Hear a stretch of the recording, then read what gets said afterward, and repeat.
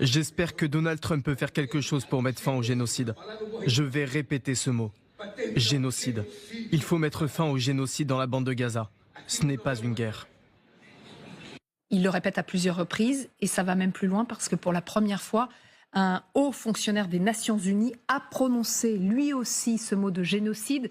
C'était hier soir, quasiment au même moment de l'interview d'Emmanuel Macron sur TF1. C'était donc à New York, au Conseil de sécurité de l'ONU. Écoutez. Pour ceux qui sont tués et ceux qui sont réduits au silence, allez-vous agir de façon décisive pour empêcher un génocide et s'assurer que le droit humanitaire international soit respecté? Israël impose délibérément et sans vergogne des conditions inhumaines aux civils dans les territoires palestiniens occupés. Depuis plus de 10 semaines, rien n'est entré à Gaza. Ni nourriture, ni médicaments, ni eau, ni tente. Voilà, et il a demandé à ce Conseil de sécurité d'agir enfin. Je parlais du poids des mots.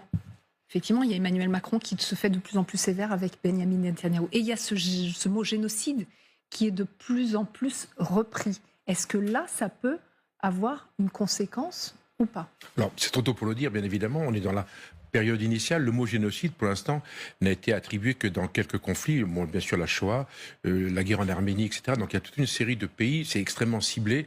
Et les conditions, si vous voulez, du génocide, elles sont extrêmement précises. Donc, je ne suis pas un grand spécialiste des génocides. Et ça appartient, encore une fois, aux Nations Unies de le définir. Je crois que c'est effectivement, le président Macron a raison. C'est pas un chef d'État de décider si c'est génocidaire ou pas. Ceci étant dit, la situation telle qu'on la voit apparaître,